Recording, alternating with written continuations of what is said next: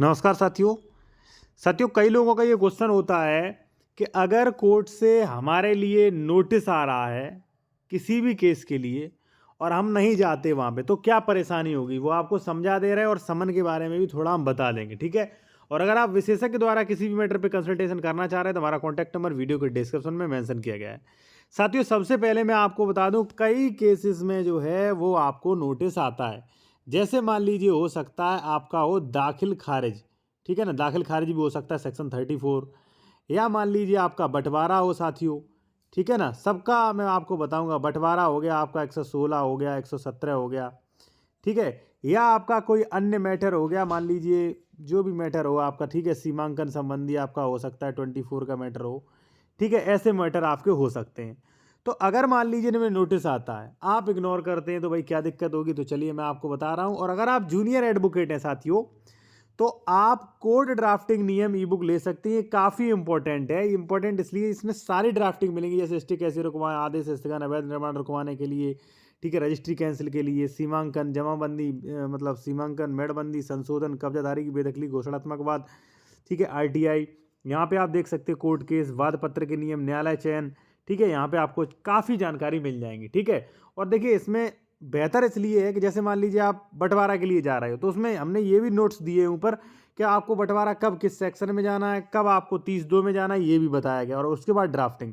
तो अगर आप लेना चाहें स्क्रीनशॉट ले लेना, बाद में आप देख लेना कौन कौन से मुझे टॉपिक मिल रहा है, अगर अच्छा लगे तो आप ले सकते हो, ठीक है। आते सीधा अपने टॉपिक पर। देखिए साथियों, मान लीजिए आपका दाखिल खारिज संबंधी विवाद चल रहा है, आप दाखिल खारिज जो है यहाँ पे आपको नोटिस आया, आपने नोटिस इग्नोर कर दिया, ठीक है ना, कहीं नहीं गए। तो यहाँ पे आप देख सकते हैं, यहाँ पे देखिए, यहाँ पे लिखा बार बार पुकार कराए जाने के बाद मैं अधिवक्ता गैर हाजिर, इससे जैसा प्रतीत होता है कि वादी को निस्तारण में कोई रुचि नहीं है और यहाँ पे वाद खारिज कर दिया गया, यानी इनका दाखिल खारिज निरस्त कर दिया गया, ठीक है। अब जैसे मान लीजिए मैं दाखिल खारिज करवा रहा हूँ, मेरे पास नोटिस आया, मैं नहीं गया, कैंसिल हो जाएगा। और आपसे जमीन खरीदी है हमने, आपको नोटिस गया, आप आपत्ति नहीं लगाते तो मेरा दाखिल खारिज स्वीकार कर लिया जाएगा, ठीक है ना।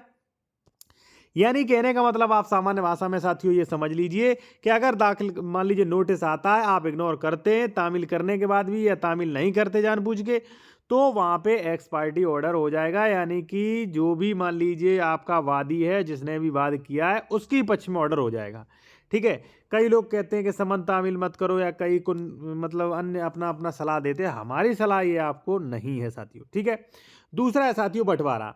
जैसे मान लीजिए बंटवारा चला है, ठीक है। अब बंटवारा का भी थोड़ा आपको उदाहरण से समझाऊंगा जिससे आप लोगों को अच्छी तरह समझ में आ जाए, ठीक है। थोड़ा सा मैं आपको समझाने वाला हूं साथियों, ठीक है। तो देखिए साथियों, देखिए होता क्या, जैसे मान लीजिए ये कोई खसरा संख्या है, खसरा संख्या है ये 866।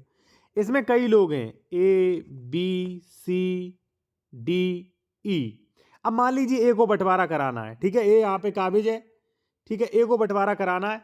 तो बंटवारा का नियम ये है कि सभी को नोटिस जाएगा, यहाँ पे बी को भी नोटिस जाएगा, सी को भी नोटिस जाएगा, डी को भी नोटिस जाएगा, ई को भी नोटिस जाएगा, और उन्हें पक्षकार बनाना पड़ेगा। ग्राम सभा और राज्य सरकार को भी पक्षकार बनाना पड़ेगा, सबको नोटिस जाएगा। अब मान लीजिए ए ने बंटवारा चाहा है, ठीक है, बी सी डी ई नहीं आ रहे, वो जानबूझ के नहीं आ रहा है कि इसका बंटवारा ना हो, मैं जाऊंगा ही नहीं, या मान लीजिए लापरवाही कर रहे, कोई दिक्कत नहीं, कुछ दिनों तक और मतलब एक दो बार आप नोटिस भिजवाइए अलग अलग तरीकों से, ठीक है। नहीं आते तो बहुत अच्छा फायदा है।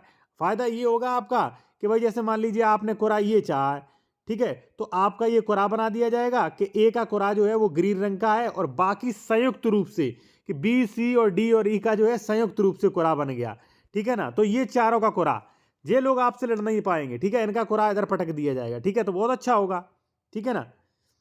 तो यानी कि आप समझ सकते हैं कि नोटिस कितना जरूरी होता है साथियों, ठीक है।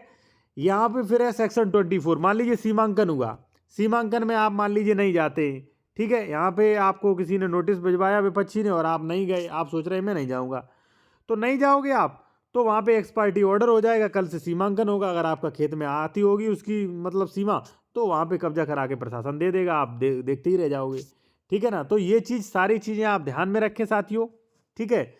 और हम समन के बारे में भी थोड़ा चर्चा करेंगे साथियों, समन के बारे में। देखिए साथियों, समन क्या होता है कि कई बार जैसे मान लीजिए परिवाद किया गया, मान लीजिए आपने किसी को मारा पीटा, 151 मतलब 151 नहीं, ठीक है, मान लीजिए कोई भी धारा 323 पहले लगती थी, ठीक है, अब शायद 115 सबसेक्शन 2 है ये, ठीक है। तो इसमें मान लीजिए आपने किसी को चाटा मार दिया, आप भाई ये असंज्ञेय अपराध, गिरफ्तारी तो होगी नहीं, और उसने कर दिया परिवाद, आपको समन आया, न्यायालय बुलाएगा, आप नहीं जाते तो वारंट कट जाएगा, और वारंट कट गया फिर तो पुलिस आपको गिरफ्तार करके ले जाएगी, ठीक है ना। या मान लीजिए बिजली के मामले होते हैं, उनमें समन आ रहा कई दिनों से, आप जा ही नहीं रहे, फिर वारंट कट जाएगा, दिक्कत हो जाएगी, ठीक है ना। तो इसी तरीके से आप देख सकते हैं साथियों। बाकी अगर मान लीजिए आप कंसल्टेशन चाह रहे हैं तो कॉन्टैक्ट नंबर आपको वीडियो के डिस्क्रिप्शन में मेंशन किया गया, मिल जाएगा।